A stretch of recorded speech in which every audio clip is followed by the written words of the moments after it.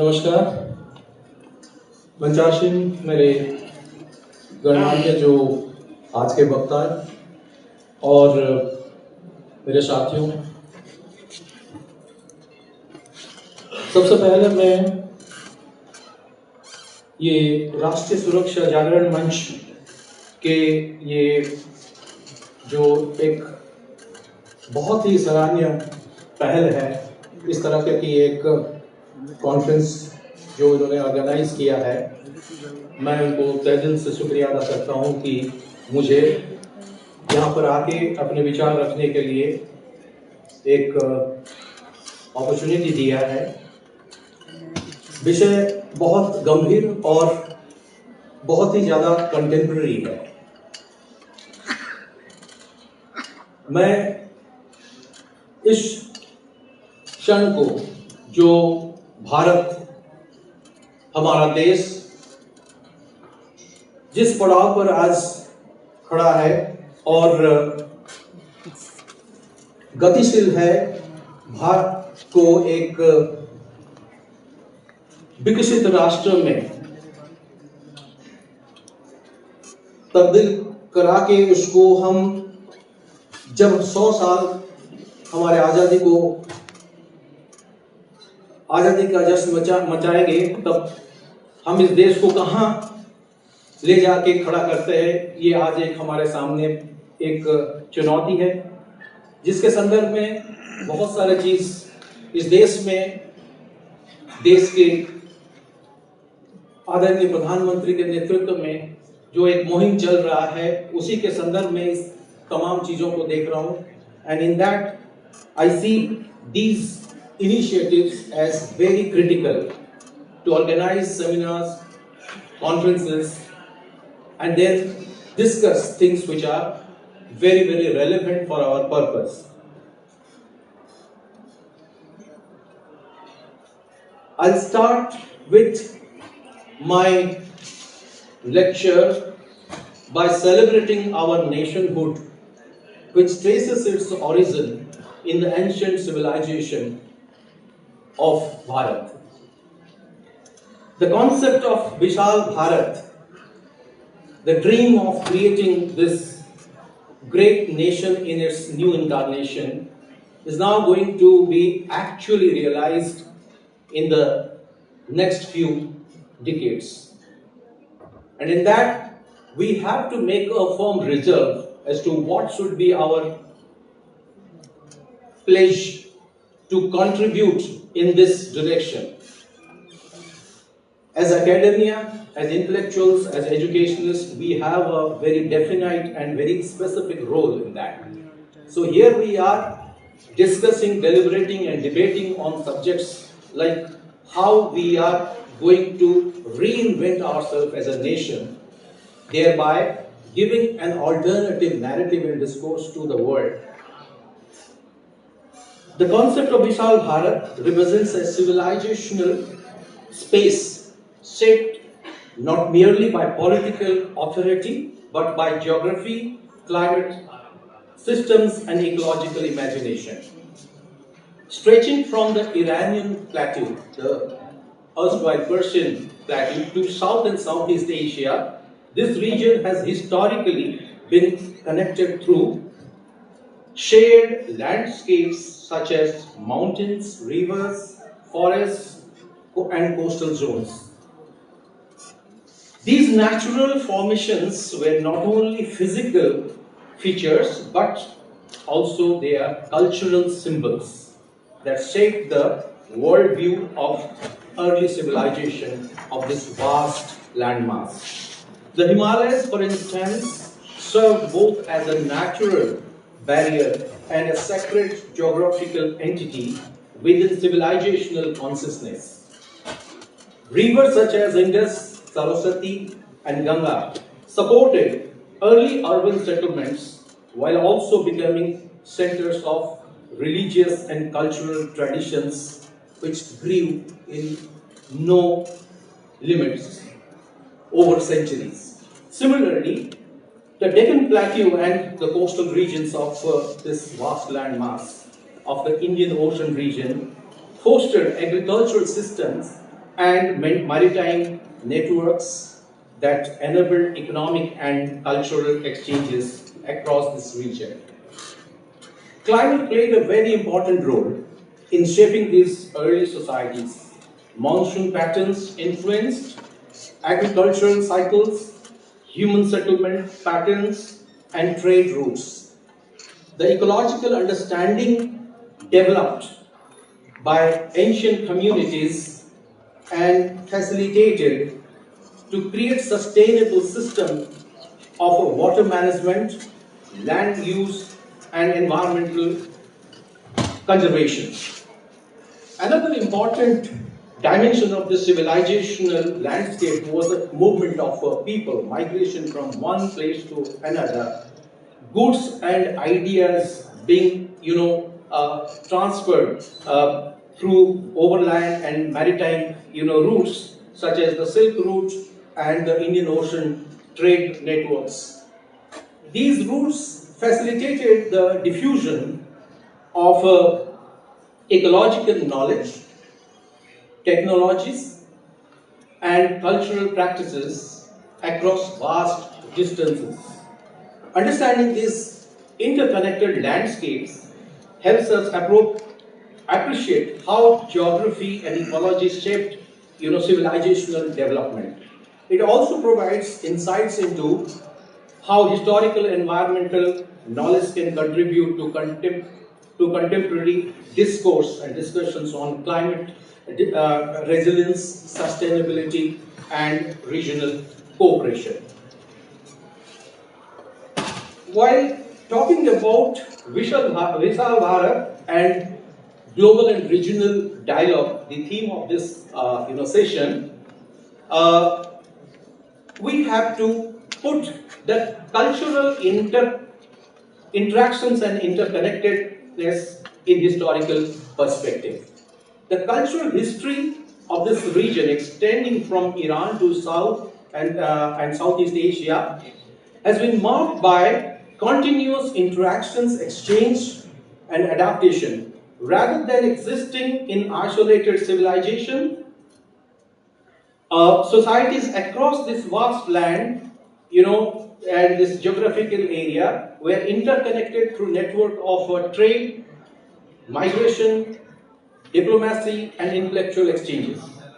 These interactions contributed to the formation of shared cultural, traditions while allowing diverse communities to retain their unique identities. Ancient trade routes played a crucial role in facilitating cultural contact. Maritime routes across Indian Ocean uh, connected ports in India with those of the Persian Gulf, East Africa, and Southeast Asia. Merchants and travelers and scholars carried not only goods and but also languages, religious ideas, and artistic styles and technological knowledge also. This is how knowledge started shifting from the Indian Ocean region to other parts of the adjacent geopolitical space. Language and literary traditions also reveal the extent of these cultural interactions. Scripts, literary styles, philosophical ideas circulated widely amongst people living in this huge landmass, creating intellectual connections between distant societies and people.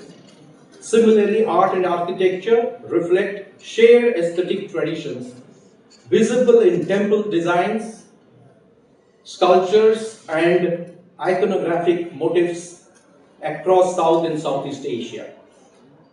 Despite periods of conflict and political contestations, cultural resilience allowed societies and nations in this part of the world to maintain continuity and adapt changing circumstances.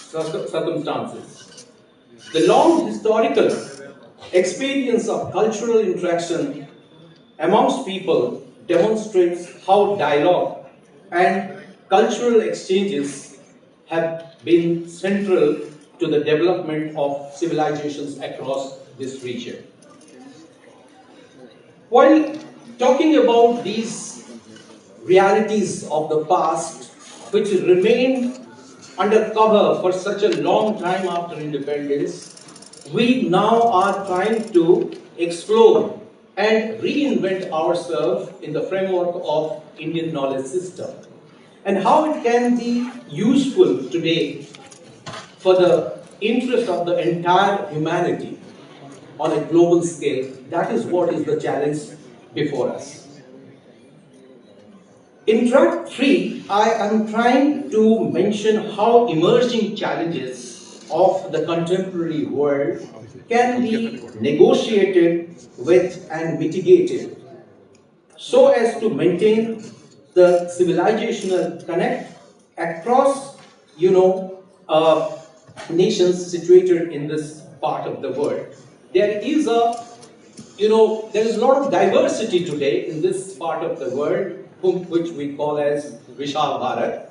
Yet there are common threads which we need to identify and then, try to weave them together to create this whole concept of oneness. And their Indian knowledge system, which represents a comprehensive body of, philosophical, scientific, and ethical thoughts and narratives that will provide, that has been developed over centuries and is now going to be very, very crucial for us in the process of the nation making which we are, or nation building which we are, trying to experiment with in a new format. These systems, Indian knowledge systems, encompass concepts such as cosmic order, dharma, moral duty, and karma, the action and the consequences, and most importantly, ahimsa, non-violence, which together, put together, will provide a framework of understanding the relationship between individual, society, and the nation. And it's an entirely new Oriental view and very, very specific and unique to the idea of India, and which is to contest against the predominant narrative and dominant discourse of the West. Unlike many modern frameworks that emphasize extraction and consumption of natural resources, using our natural habitat as a means to reach or achieve our end, our knowledge system focuses on entirely different things. That is what is unique to Indian civilization. Indian knowledge traditions often emphasize balance, harmony, and responsibility towards nature, Mother Earth. Practices such as Ayurveda, Yoga, Vastu illustrate how knowledge systems were integrated into everyday life, addressing both physical well-being and material growth alongside environmental sustainability. This is something very new, something to the external world, but is very, very old as a body of knowledge as far as our nationhood is concerned. We are quite familiar with these ideas, but have we done enough to use it, not only for ourselves, but also for the rest of humanity? The time has probably come now to use this as soft power, which will not only help the world mitigate most of its problems which it is facing because of modernity and the focus on materialism. So India can offer that in the future. Cultural memory, as it is being discussed time and again, plays a crucial role in sustaining civilizational, continuity across generations. This is what is to be now worked upon. We have to revive this whole idea of cultural memory passing on to the next generation. Probably there was a gap in between since independence. The focus was on material development, and we moved towards a capitalist way of creating our life. That is what has miserably failed all over the world, including our own society and country. So therefore, cultural memory is to now be revived and disseminated to the rest of the world, and the concept of Vishal Bharat here will include both tangible and intangible forms of cultural expressions, uh, such as temples, manuscripts, architectural monuments, oral traditions, festivals, art and craft, and also religious practices. Often we feel little hesitant to express our religious belief. There's nothing wrong in that. There's so much to feel proud of our Hindu religious identity, where it is not political but should always be considered as something spiritual and philosophical that has so much to provide and offer to the rest of the world. The world today needs healing, and I think Hinduism is such a religion which has so much to offer to heal this world. The tangible heritage sites, including temples, stupas, and historical monuments, preserve architectural styles and artistic traditions that reflect the cultural exchanges of earlier periods. Manuscripts and historical texts documents intellectual developments, legal traditions, and philosophical debates shaped societal values in the past. And they can now be very, very important and relevant for the new India that we are trying to recreate for our next generation. Uh, Equally important are the intangible forms of a heritage, such as rituals, festivals, storytelling, traditions, and performing arts. These practices transmit cultural memory through participation and community engagement, allowing historical narratives and values to remain relevant in contemporary times. Legal traditions and customary practices of India in the past also form part of the cultural continuum.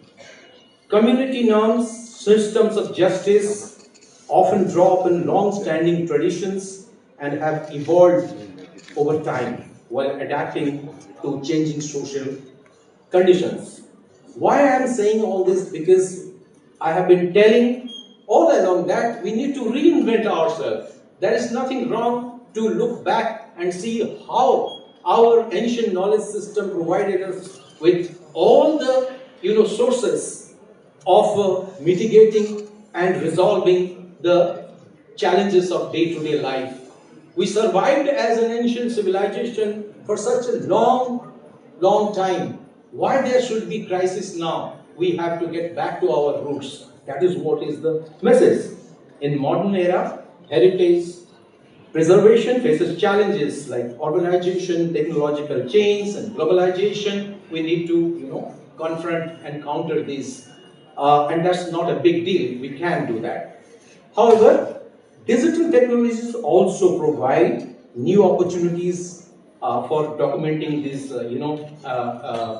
texts and scriptures. We can make use of that, but there has to be a balance of how much is too much. We have to draw a line. Technology is to be used only when it is used as an enabling tool and not as an end in itself. So therefore, our new course of the journey should be aided by technology, but at the same time, the moral and ethical values which are so very unique to Indian society and Indian civilization needs to be always borne in mind when we use such things which are coming from the West. Having said these, I would now try to just throw a little light on why we are discussing all this in conferences and in seminars like this. As we all know that we are at a historical juncture, the journey in which the Indian nation has embarked on since a decade before with renewed vigor, that is to achieve the objective of Viksit Bharat in the year 2047 when we will be celebrating our centenary year of independence. We may not survive that long to see our generation, but the young generation, which is today expected to play that crucial role and for contributing as agents of change. Viksit Bharat dream cannot be actually realized unless the youth of this nation, which constitutes more than 65% of the entire population, comes forward and take the responsibility. It is not the duty and responsibility of the elected government of the day to carry the burden of making the country a developed nation in another 2 decades. It is the collective responsibility, but things are not easy for us. We are surrounded by a region, the so-called dream of ours, Vishal Bharat. It is now being faced with serious challenges of geopolitics and geopolitical rivalries. We need to face that situation, for which we have to not only consolidate our gains in the last decade, but also need to create a future agenda. In that, I would say that the Vishal Bharat dream will be realized only when we counter the forces inimical to Indian national interest. We have an able leadership, we have cultural revivalism in the country, we have cultural nationalism as a force that is galvanizing the entire country today, and we need to take place before each other, that we have to now stand together to realize our dream of a developed nation. Thank you.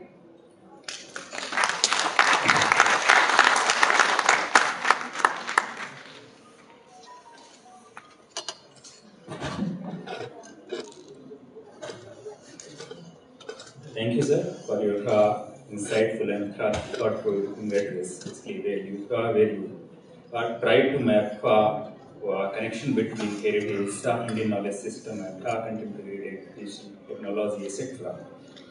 Now, I open the session for question and answers. I can take some few quick questions that can be answered by the honorable speaker.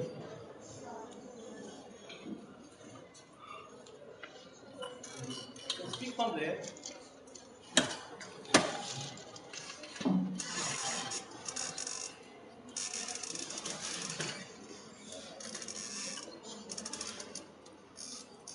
Yes, please. Volunteers? Thank you, sir. My name is John Maganga from Gallagher University,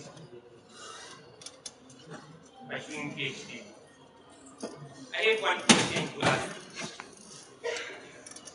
Now, according to the new policy, new education policy of 2020 of India, it explains that soon we will build more universities. Among 100 top international universities will be built here in India. And it expected that after building these 100 university, top 100 university here in India, international university here in India, it means then there will be the number of majority of different people will come and study here in India. So my question is, how the government of India prepare itself on cultural maintenance among these international scholars? Because international scholars or international students are coming here with their own cultural system. And India has got its own cultural system. So how the government of India is trying to make sure that these international students or these international scholars maintain or preserve the Indian culture while they respect their own culture? Thank you. Thank you. Matt? Yes, please. Okay. You are basically talking about globalization of education. Yes, sir. Yes. Listen, there is absolutely no contradiction insofar as India's focus on spreading education across the world. The whole purpose of Indian universities is to develop these institutions of learning into hubs of experimentations. These are laboratories of experimentations in which India, as it is known in the world for, as a country that has always invited diverse people, culture, and has celebrated too. It's perhaps the only country where all major religion or religious communities coexist peacefully. Besides the political narratives, this country, if you look at, has always celebrated diversity. The foreign students who come, we accept them as agents of, or and they are considered as ambassadors, cultural ambassadors also. India has always learned from others and has always tried to give the world the best we have. So the students who come, they actually don't face any conflict of interest.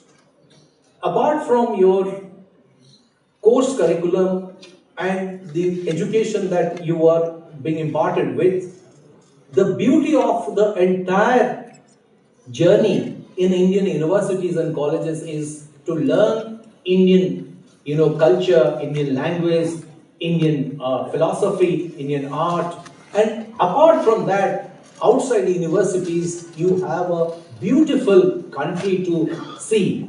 So it is both ways that India facilitates in its educational institutions the right kind of interactions between the foreign students and our own Indian students.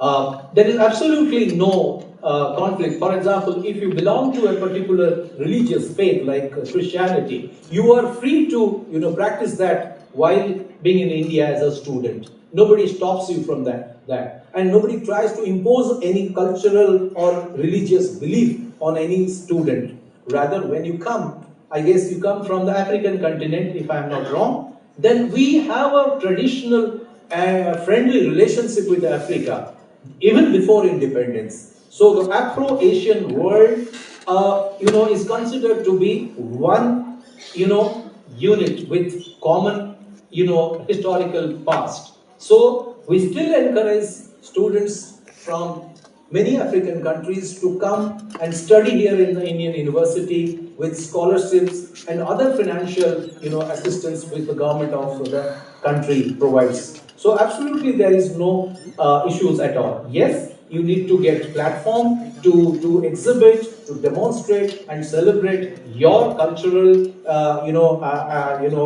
attributes and whatever you want to do. So I think the Indian universities, they provide a lot of opportunity and scope for foreign students to showcase their, cultural attributes and talents inside the university campuses.